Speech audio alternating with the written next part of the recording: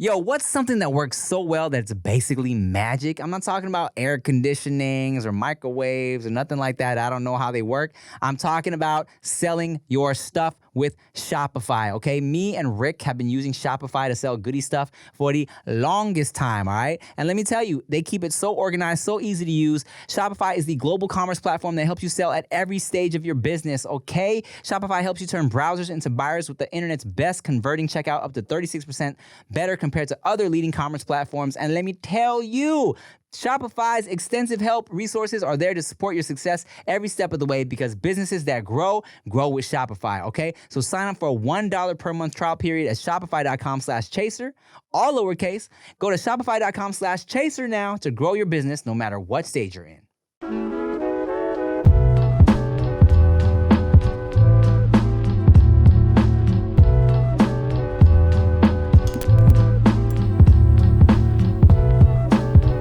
Five, four, three, two, one. I don't want no whips and chains, but you can set me up. With your loving on me. With your loving on me. I'm white. Is that how it goes? What? The first, I'm vanilla, baby. No, I'm a nigga, baby. Is that what he said? Jack Harlow said. What's up, y'all? Welcome back to the No Chaser podcast. I'm Tim Chantarangsu. I'm Ricky Shucks. I'm King Batch. Hey, what's up, I ain't eat today. It's okay. It's okay. Batch what time came in. is It is damn near. It is 2 p.m. past 2 p.m. 2 p.m. Batch came in looking very hungry, very skinny, very unhealthy. Hold on now. You can't put the rumors out like that. Off rip. Batch looked like he's It's a little just been. malnourished, just a little Yeah. bit. This is crazy because I go to a bunch of podcasts and the intro is like, oh, he's done this, he's achieved this. This nigga called me anorexic. Well, I know you. He's been on a 3-day bender. That man, yes, as you said, Mhm. we ain't got the hole for that shit. As you said, this man has been one of the, I feel like pioneers of the social media game, many would say, and you've been... Ain't no way. When I came out here, I begged you to be in my video. I mean, yeah, hey, look, we'll talk about it, The bro. second wave. The second wave, the Vine. Yeah. This man is you are Vine. And Vine is you, all right? And I love that you are one of the people who has been able to transcend the social media stigma, carry on and do real shit. Not that what we do like on the social medias and internet side isn't real, but Hollywood shit, on your screen type shit. And I've known you for a minute, bro. Make some noise for King Batch. What's up, man? What's up? Go ahead and eat while we talk. I don't mind. Mm-hmm. For those of y'all who don't mind little That's water for me. chewing in your ear, that is for you. First of all, we got to touch on this real quick. He's been on No Chaser before, Mm-hmm. but it was during the pandemic. I understand, people were mentally going through some things, Mm-hmm. and it was a weird episode. You got Zoom Batch. Yeah, I got Zoom Batch. I'm like, what the hell we doing? This motherfucker, and looking back on it now that I have officially been diagnosed with ADHD, You officially got diagnosed? yes. Have you ever talked to anybody about that? No. So here's the thing, I right? know I got it though. Okay, look, Leave it. Look. Now look, I don't know if you guys watched that episode or not, but I've been rude on Zoom calls before on accident. You feel me? I was rude the whole time. It wasn't You was taking phone calls. You was yes. eating salmon. You took a Where's my camera? Which one's my camera? one of these probably. You took a whole phone call. I did not take no phone You call. took a phone call, dog. and I was like, I took a phone call during the podcast. during our podcast. And I was like, hey, man. I think that's when I was like, hey. So here's the thing. Yes. So afterwards, we were like, hey, what the fuck? So I'd tell you this, man. Before I got officially diagnosed with this shit, I've had situations in the past, and Rick can attest to this as well, where like we've had a meeting with people, and I was doing I was cleaning the whole table. We was having a meeting with somebody. I had a Zoom call with one of the people that helps do my taxes like a year and a half ago, and I was like not looking at her. She was talking to me about some important shit. I was all over the place, and I'm looking like now, literally right now, I just had the realization, oh, this fool just probably got ADHD. I probably got that shit. Nah, you got ASSHOLE, nigga. That's What's that? Asshole syndrome? nah, probably. I think I got the ADHD D thing. Because Yeah. look, this is how I know. Mhm. Because look, this is what I do now. Mhm. My phone is permanently on Do Not Disturb. Mhm.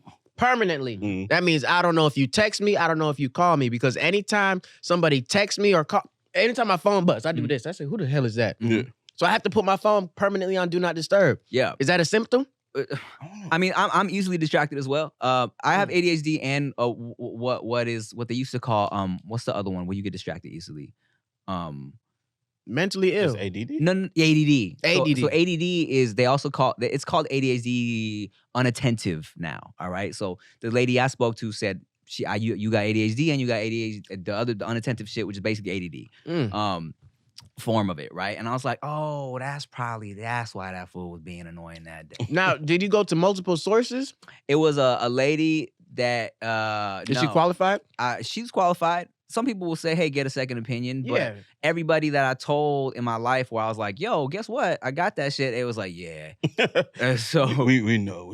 But like, do you need to like, if you know, like you should just tell me I got ADHD and I'll be like, I got it. yeah, it's that, but also like, let's say I wanted to explore like medication for it, that's where the verification comes in hand, Now, since you've been diagnosed, what are the benefits of having ADHD? The benefits are I have an excuse for everything. That ain't good. Nah, well, it is the fact that I'm more aware of it. I have been trying to take more steps to not do the negative shit, because I do feel like there are aspects of it that like help me creatively, or when I get in my pocket of like, oh, okay, I'm really committed to finishing up this project or when I get attached to something, I'm really like on it. Mhm. But it's little shit where like Chia would get real mad at me because I would forget to flush my poop sometimes. Whoa. Yeah. No, I ain't got that disease. Okay, but look. Whoa. That's the attentive part. Yeah, Maybe yeah. you don't have that. Wait, how do you forget though? Let's dive into that. Because I will sit there and be shit. Well, are you someone who enjoys their shits, or you like you get in, get out? No, I take my time. Me too. But it's bad for you. You get hemorrhoids? it can That's if if you're you pushing the pushing. whole time. Yeah, I like to Oh. relax and shit. So You put me on game on the legs up thing. yes, bro. You got a squatty do potty? it? Body. Nah, I don't need to. I did like twice. But do you have the actual squatty potty? No, I put the trash can. Yeah, that's what I used to do. But the squatty potty is more comfortable for your feet. Mm. So You do it every time? yeah. You bidet too? No, but I don't have an actual bidet in the house. But if I don't have time to shower, I get in the bathtub. Like Damn, look at the ADD. What are we talking about? Right. it doesn't matter. I get into like 2 inches of bath water and like just wash my ass real quick. Right. Okay, so how do you forget to flush? I'll tell you right now. Mhm.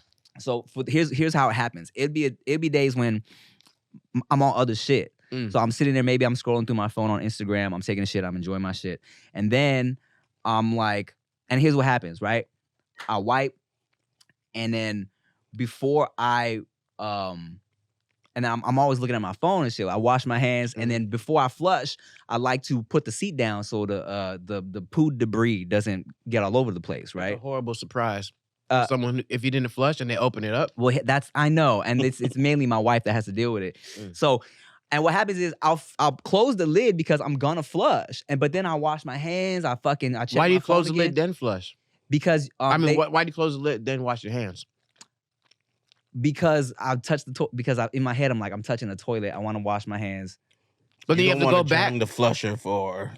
But you have to the go next back to the person. flusher though. Yeah, that's true, huh? Close the lid, flush, go to the sink. Problem solved. Something happens in the process where I just I forget, and then sometimes I'll be washing my hands and I just get the fuck out. You know what I'm Yeah. saying? I think here's what happens, right? Mm-hmm. I wipe, I close the lid, I wet wipe, and then after I wet wipe, I'm like I'm gonna wash my hands, and by the time I wash my hands, I just forget. You feel me? Hand washing is supposed to be the last step, so it triggers the brain to Mhm. I'm done. Yeah. Yeah. So I think that's what something You just gotta messes figure up. out a new process. So Mhm. so as a result now, because I Googled and there was a thing that said, oh, you know what? Yes, ADHD people, yeah, you can be very paranoid about keeping shit clean, but also because your mind's everywhere, you can accidentally leave a mess. You feel me? So now I'm way more focused on that shit. We even contemplated putting a little reminder, some type of sign or note or something to cue me, don't forget to flush this shit. You know what I'm saying? why don't you just, if you gonna wash before flushing. Just don't put the lid down. Because the lid is down to keep the spray away when flushing.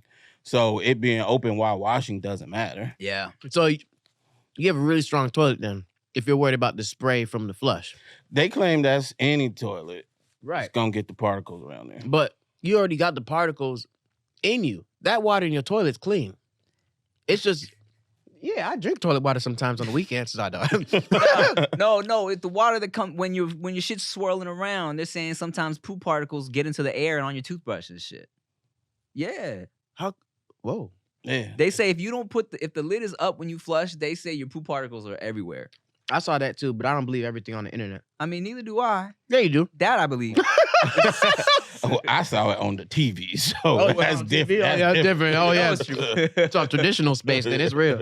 No, but yeah, you've been flushing your toilet open your whole life. Yeah. So you got shit in your mouth already. Well, I did. You eat ass. Yeah, yeah. You eat ass. Yeah, but still. So I say all that to say I try to be more just conscious of certain things I do. And I try not to, if I'm really trying to get work done, I'll try and put my phone down or turn it off or something like that. But, little shit. You ever try to do not disturb permanently? No. Try it. I don't know, man. It'll save your life. Save mine. You don't do like business on your phone? Yeah. So how does that affect that? Oh, so say I'm doing this podcast. My phone's not buzzing. It's probably getting text messages, call, whatever. I don't see nothing. Mm-hmm. I'll check it afterwards. That way I can give you my undivided attention. When we was doing that podcast, Yeah. I didn't have it on Do Not Disturb. You did not. See? I'm a changed man. Hey, I'm happy to have you here, man. I'm happy to have you in real life where we can keep your attention in this shit. Checking the keys and shit. Yeah, let's talk about that, bro. In the very beginning, you were hitting us up for sketches and shit, right? Mm-hmm. And What was that, 2012, 11? had to be 12. the first one I met you at was The Only Ones with Deshaun. Deshaun Snow. Mhm. And I just talked to him on the phone 2 days ago. he was trying to have you pull up to the rap battle. Yeah, did you go? I went. Yeah. How was it? It's fun. It was great. It's fun. Nice. Yeah. It was a good You was time. the only one out there, though? The only one. Oh, Spoken Reasons was there too, right? Yeah. Yeah, so I was on the phone with him and Spoken Reasons. We was talking for like 2 hours. Really? Yeah, Oh, just about like industry shit. Mm-hmm. Like, because Spoken Reasons, he don't live out here. Yeah. No more. Yeah. All right, but yeah, so what you saying? No, I was just saying, I think I even just recently talked about how when you were hitting us up for podcasting or for sketches in the beginning, we didn't know who you were, but it was like you would have like whole ass like productions Yeah. Mhm. and like like a fucking school bus or a big ass warehouse and shit. And I remember thinking like, how does this motherfucker have money for this? Like, who is this man, right? Drug dealer. Maybe potentially, and I know you're Canadian, Jamaican Canadian, Mm-hmm. right?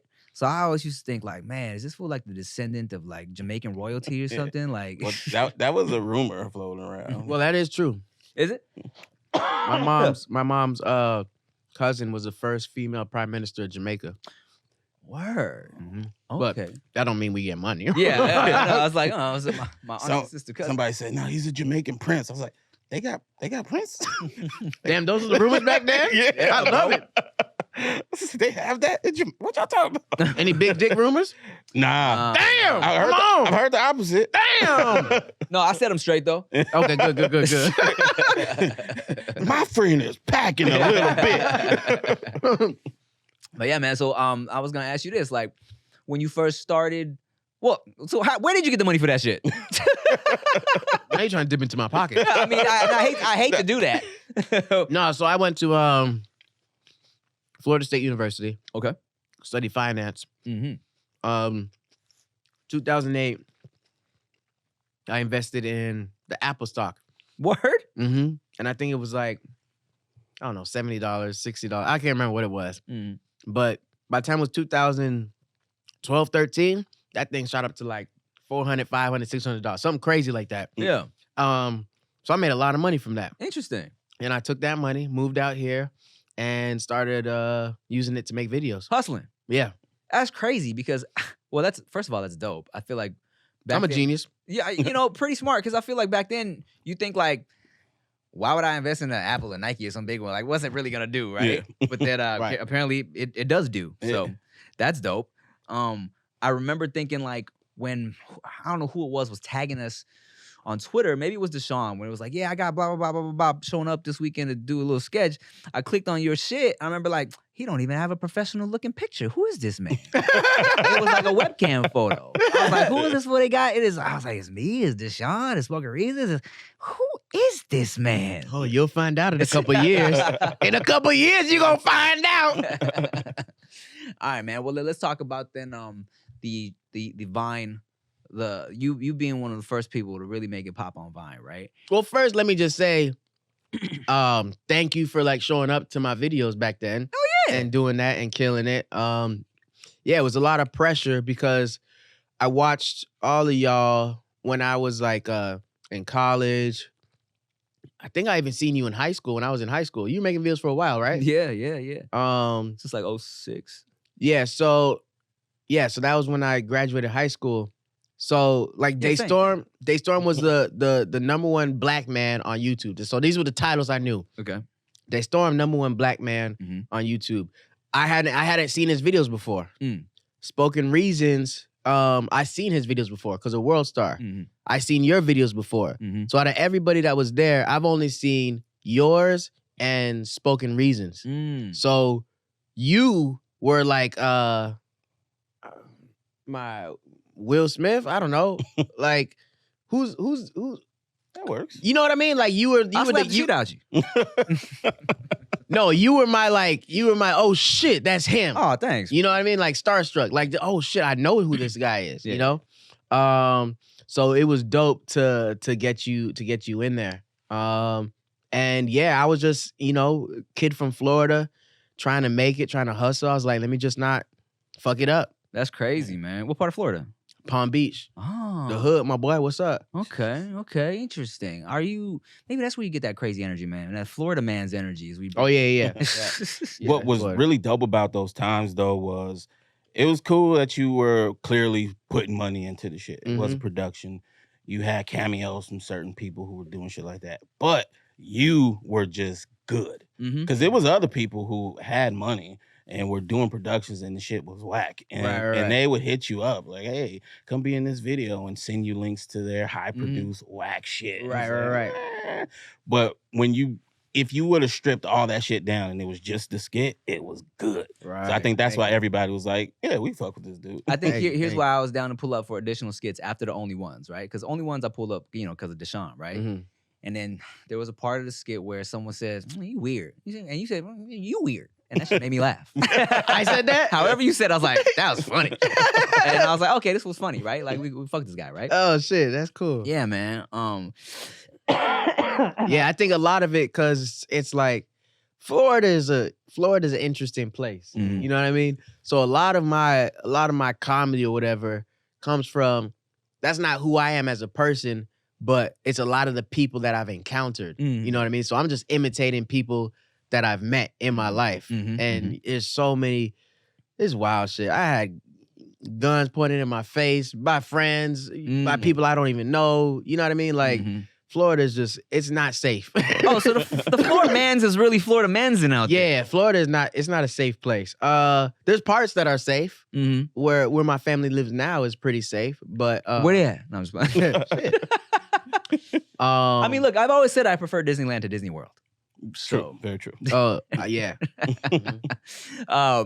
But yeah, man, I think that's dope that you're able to make it happen. And I always tell people, like, in the beginning, when you started going hard on the Vines, I remember thinking, I probably even talked to Rick about it, like, man, why is Batch wasting all his good ideas on these fucking Vines, dog? He got good shit. Why? And then here you go, videos? A couple months later with your booty cheeks out in a window. Yeah, you think I forgot? What'd I do? You had your booty cheeks out in a window. On Vine? Yeah, on Vine.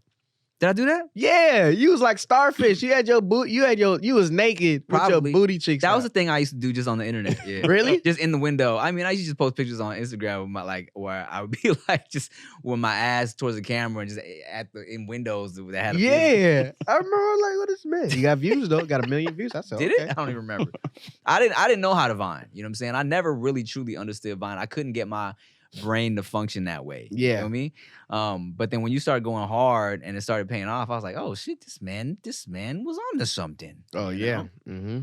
And so what made you feel like, I'm gonna go hard on Vine and see what happens? Like I ain't had nothing to lose. You was already established.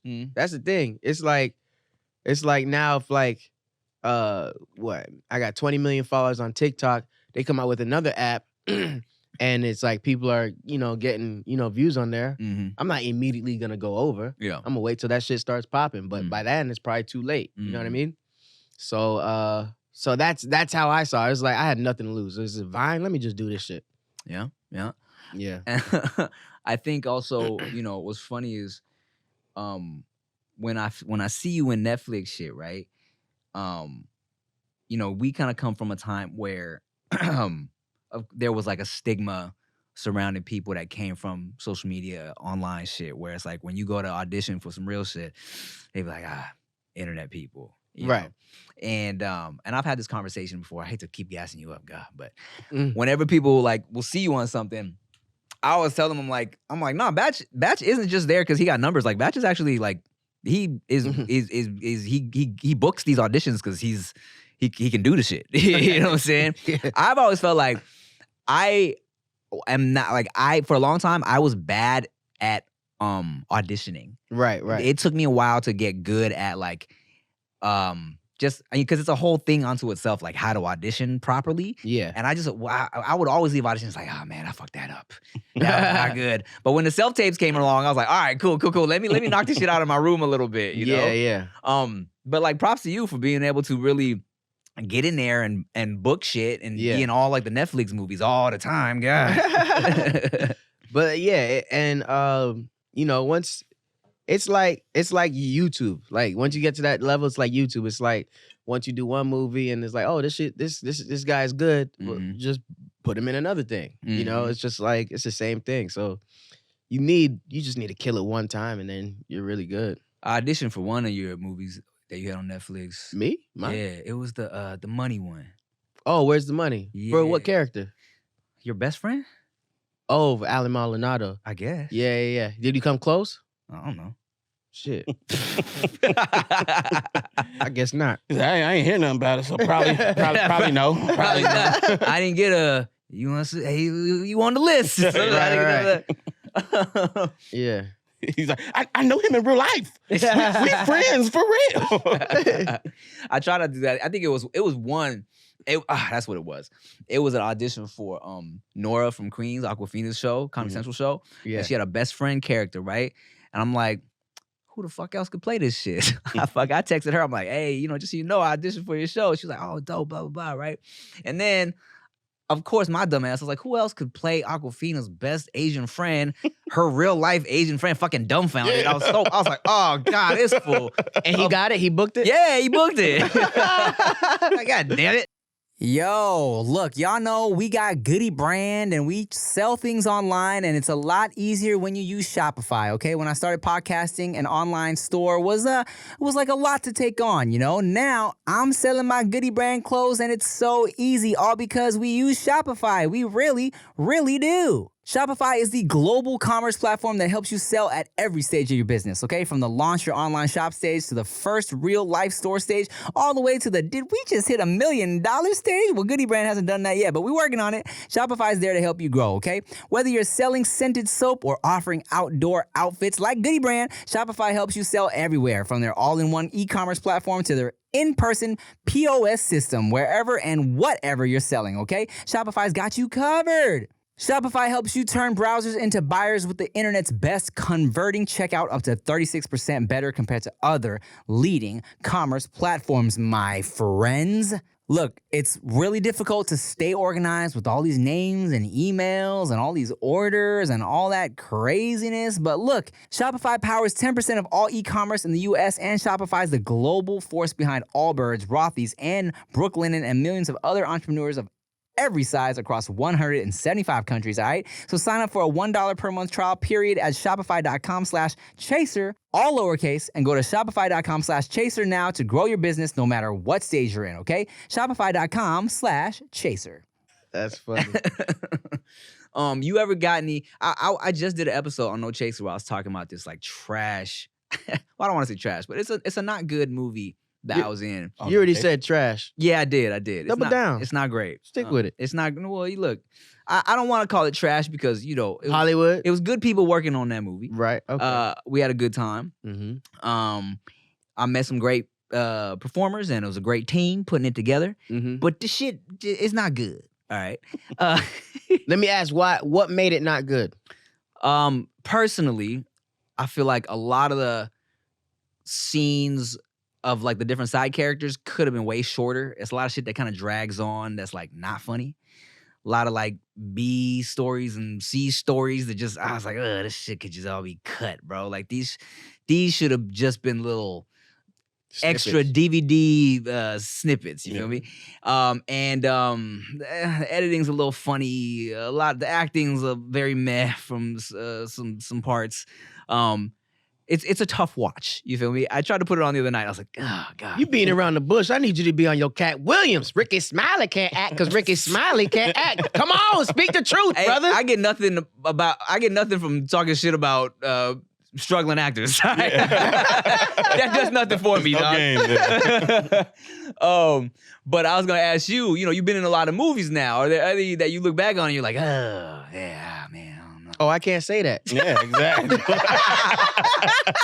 I can't do that. I'm in this shit for real. Yeah, do it. Podcast boy. Not podcast. I was boy. just telling him, I was like, how come you ain't just hopped on the bandwagon and got a podcast yet, dog? I'm gonna start my podcast. But it's yeah, there has been some movies where I thought like, oh shit, great cast, great environment, great director, and it just doesn't come together well. And it's not always the director's fault, the producer's fault, the writer's fault. There's this project that you have to turn in, and it has to meet certain qualifications, whether it be 90 minutes, whether it be whatever. And whether they have the budget or not, but if you have the budget, you're able to do the test screenings. And when you do the test screenings, that's where you get the real information. See what jokes land and shit like that. Exactly. And that's why I get cast in a lot of movies because my character is always test tied. A lot of people don't even know that on the business side. It's about your character. When people show the movies, do you know about this? Like, no. Okay, so say you have a movie, right? Make up a name. Jim Waterford. What the fuck? You got a better name? Oh, for a movie? Yeah, for a movie. Oh, okay, my bad. Jim Waterford, the man. This motherfucker. All right. Jim Waterford goes to town. Yeah, so anyway, Jim Waterford goes to town, right? Starring Timothy Delgado and Ricky Shucks. Wait, how you say your real last name now? Chantarangsu. Why'd you do that? Because that's like Santa Claus changing his shit to Saint Nick. Well, no, but then you know who it is, though. That's what I'm saying. But I can't pronounce it for 5 years. But you will. How do I say it? Chantarangsu. Chantarangsu. See? Yeah. That's it? Yeah. Chantarangsu.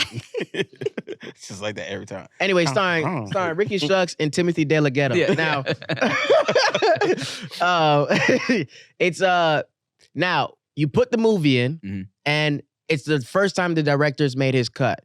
Now, the director's cut, if it gets a 70% from the people that view it in the movie, so they send it to a movie theater, the AMC right here in Studio City, whatever. They send it to that, and they'll have regular people go. They'll hand out flyers and pamphlets. Hey, we got a new movie starring Tim and Ricky that hasn't come out yet. Would you like to go see it? They'll go see it, and they'll have a survey at the end of it. Now, based on the survey, it'll say, what would you rate this movie on a scale of 1 to 10? Who was your favorite character? Who was your worst character? What was the favorite scene? What was the least favorite scene?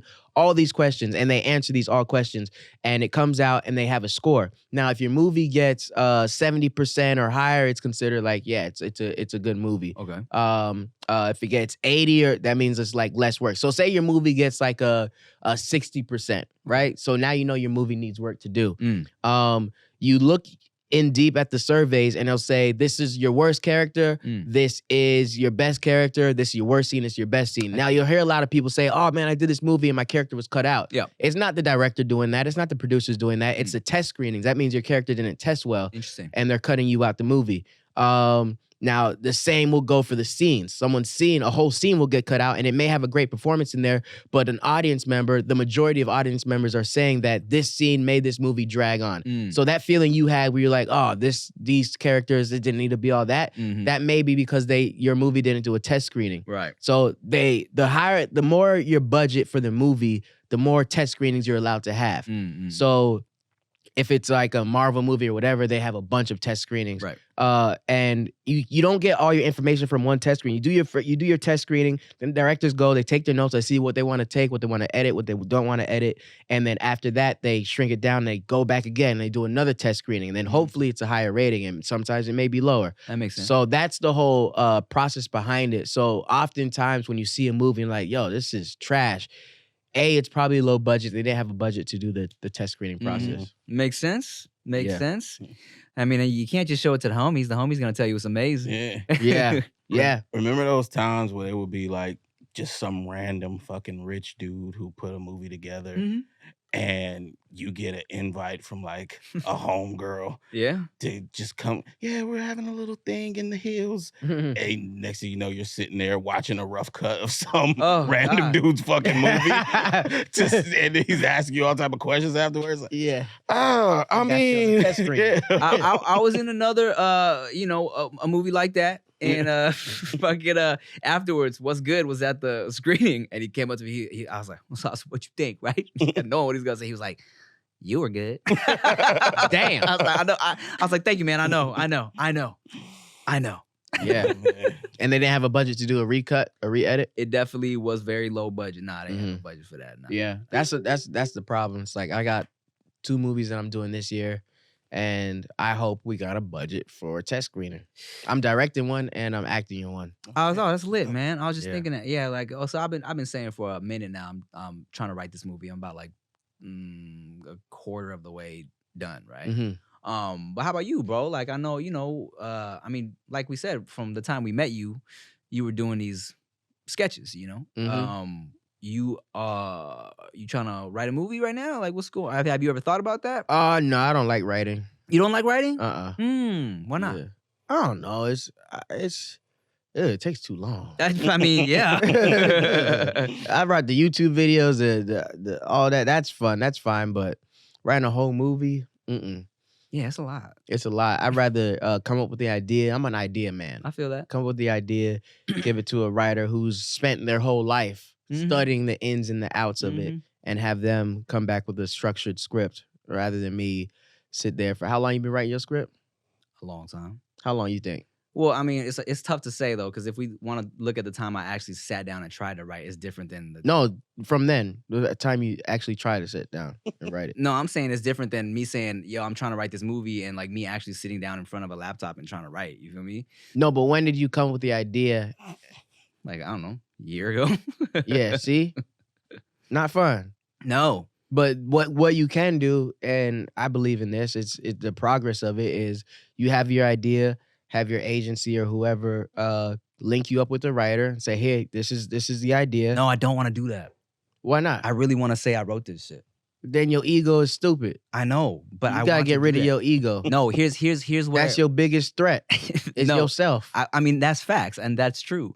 But also, I know that because I'm getting in my own way a lot of times because I know I can do this shit. That's why I want to do this shit.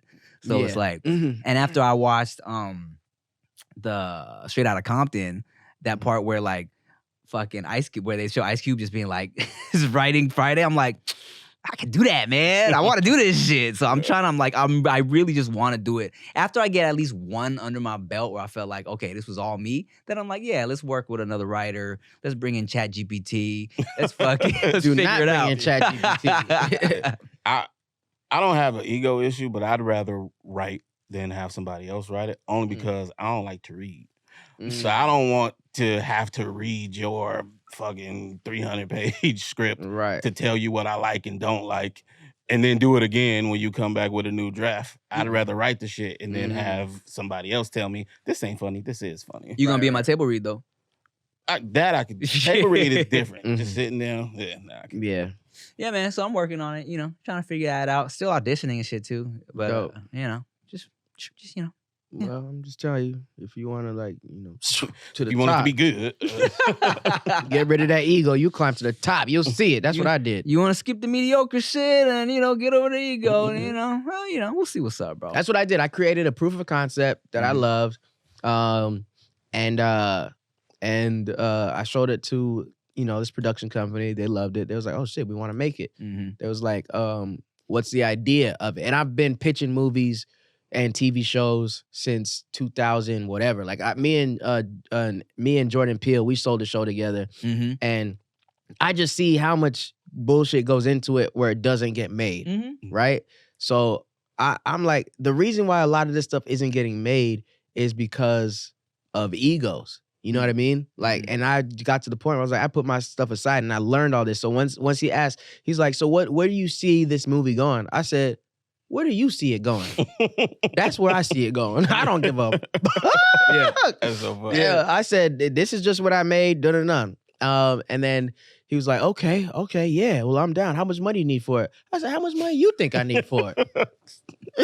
Because that's what we need for it. And then we got the movie, we got the money, and we hired a writer. His name is Greg Russo. He wrote the script. He wrote Mortal Kombat. He wrote the script. Movie's called Miles Rider. And it's action. And now we're Miles Rider goes to town. Oh my gosh! let me see your name attached to something. Goes to town. Goes to town. And then now it's the process of interviewing directors. A lot of people ask, why don't you just direct it? I put my ego aside. I don't want to do nothing. I want to get the best of the best to do it. Yeah. That way I'm set up to win. And then that's what I would suggest. No. But, I'm all for it. I'm all for it. After you get your first one in 5 years. Got it. Yes. Look, I've been put on as a creator of a show that I had nothing to do with. Somebody I knew, they shot a sizzle years before, and it looked legit. They had no script. They had nothing.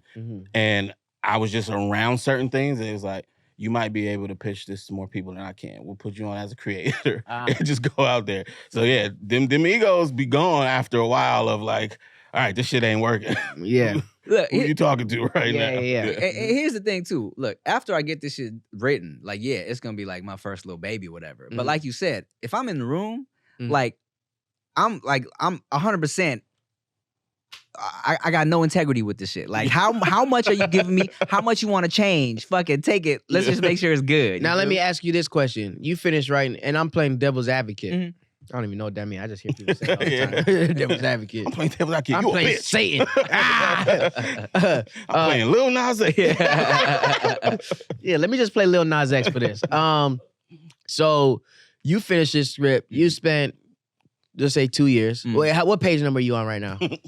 29. Oh my gosh. Okay. You spent 4 years on this script. It's just crazy. A year and he's on. All right. Well, so a year from the concept. Yeah. He didn't start writing until very recently. Yeah. All right. So you on page that. So it takes, let's say 3 years. I'll give you benefit of the doubt. 3 years. How old are you now? Let's just say 22. All right. So you 25.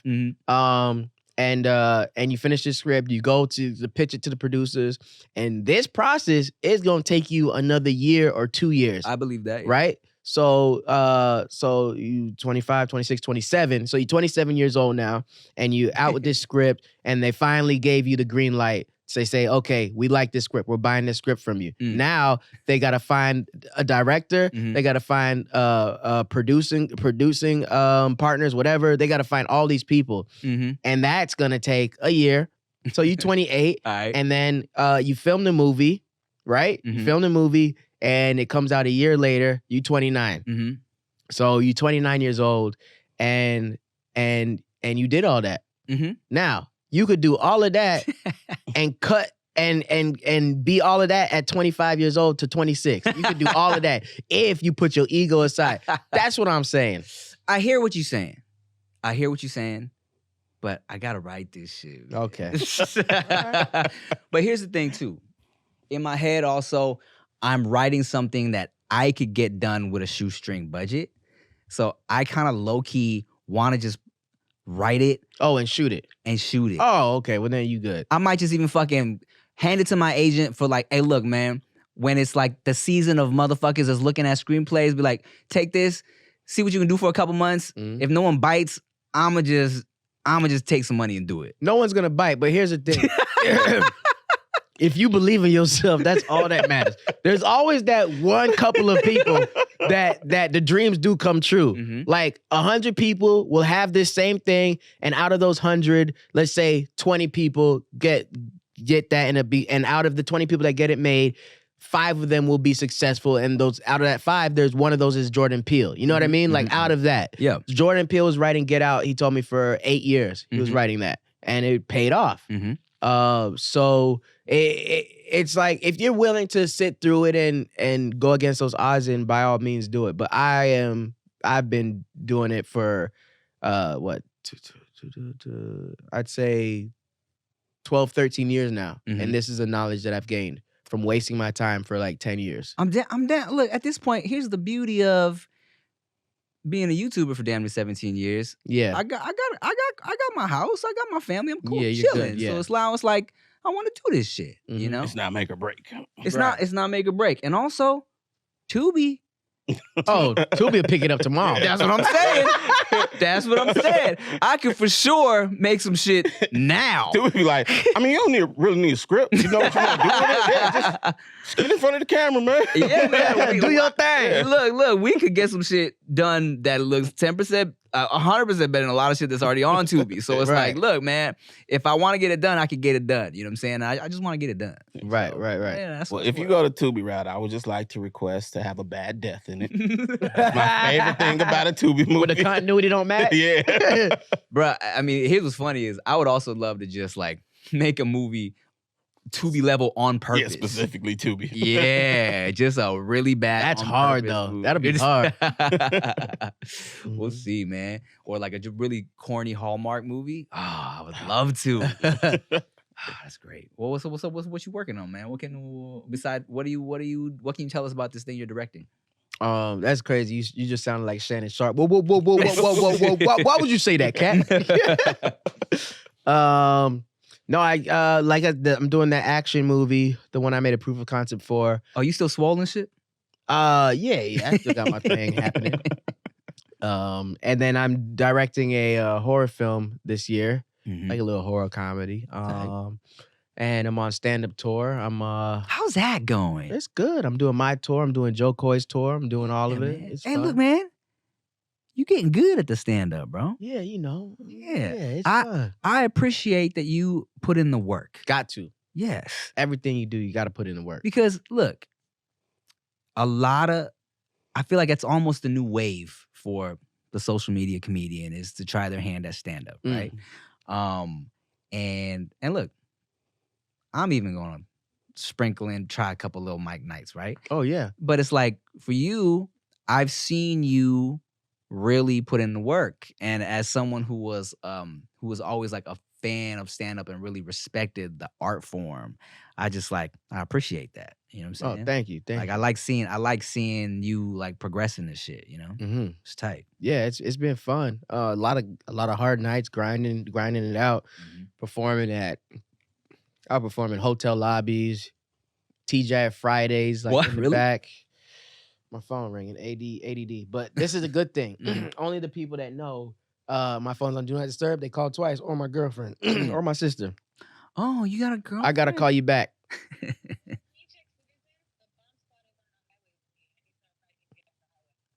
The bomb squad on the highway. Oh. Oh, I can't. I'm in a podcast right now, and they already got me on this for the last podcast. Yes, we sure the fuck did. All right, I gotta go. Bye. We're filming right now. That was not scripted. So for anybody who didn't believe me when I said it the first time, it's what this nigga does, man. No, but you got your emergency contacts. You just gotta pick. I got this rule. It's like if it rings on Do Not Disturb, it might be an emergency. Yeah, I get it. You know what's crazy is when if someone was to call me and their first sentence was, "Can you check Twitter?" I'm like, "What the? Am I canceled? What happened?" I'm like, "Oh, it's just a bomb. Whatever." You got me thinking I was canceled. Girl, don't get blown up. Talk to me later. what were we talking about? The stand-up struggles. Oh yeah, performing in hotel lobbies, TGI Fridays, just doing all that. I didn't know where I was going with the stand-up. I did it because I liked it. I started in 2010 and I just kept at it. I started opening for Joe Coy in 2014 or 15. Shout out to Joe. He's had a rough week, but hey, shout out to Joe Coy, man. Yeah. Yeah. So me and Matt Rife were opening for him in 2015. And we just been doing it for years, and then now we're at the level that we're at now. Joe's doing arenas, which is crazy. And fuck, Matt's doing arenas. Yeah, Matt's doing arenas too. That's crazy. Everybody doing arenas except me. Now I'll get there. Listen, here's the thing: in life, there's these waves. You know what I mean? And as long as you keep your eye on the prize and don't get distracted and put your ego aside, you will make it. And that's which camera am I? This right here. Kids at home, do what you got to do. Put that ego aside. Hey, look, I got my eyes on the prize first and foremost. And the prize is a script that I wrote. The prize is stroking my own ego. Yes, there's that too. Look. Rick's known me most of my whole life. He knows that my ego has kind of always been there. But he also... But that's a good thing that's your character. Yes. Yeah. And he's seen me trust my ego in ways that have succeeded for me. You feel me? So, and I'm saying, I know how to, Rick is there to check my ego, actually. That's what Rick's there for. And the reason why I don't say too much is because if it doesn't pan out, it's not like the end of the world to him. Right. All right, on to the next thing. So it's like, all right, do your thing, dog. Yeah, you had one line back in the day. I don't know if you remember it. You said, "I never fuck up unless I'm on the bottom." Did you I say remember that lyric? As a bar? Yeah. Really? I might have said that in like a YouTube cipher, like a freestyler. Yeah. No, it's just 2010. This is like before I even moved out to LA. Yeah. I think 2009, something like that. That makes sense. You know what's crazy is that line was inspired by my high school drama teacher, Mr. Carlin. and Carlin, who always believed in me, put me on and shit. Rest in peace, Mr. Carlin. He said he was doing stand-up and he had a heckler one night. And he told some guy, "Yeah, that's why you only have sex from the bottom, because you only know how to fuck up." So yeah, that was all Mr. Carlin right there.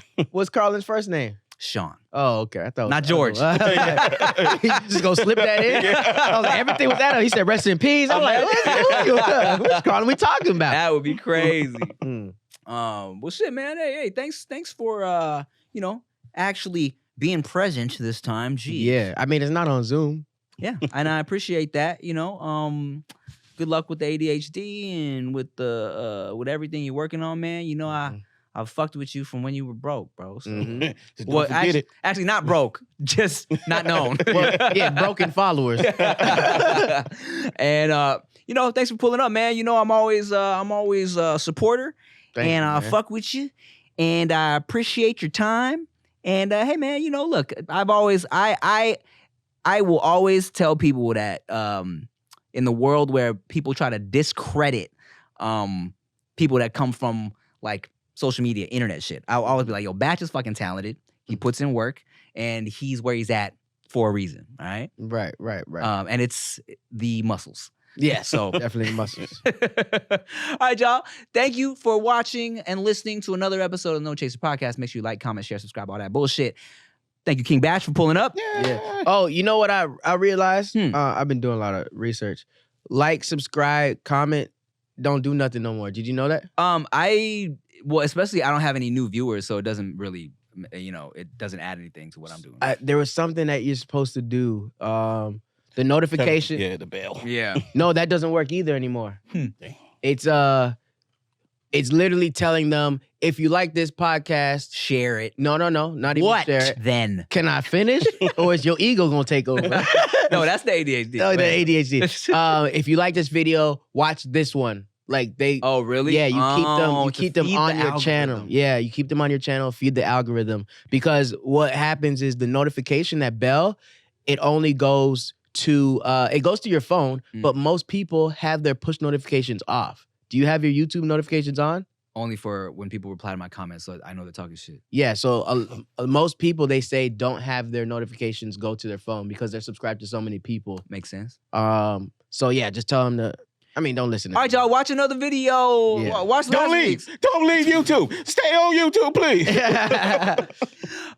Yeah, do that. Thank you for watching, y'all. I'm Tim Chantarangsu. I'm Ricky Shucks. Bye. King Batch. Damn, I ain't getting no outro? You're not supposed to. Damn. You wasn't supposed to get an intro.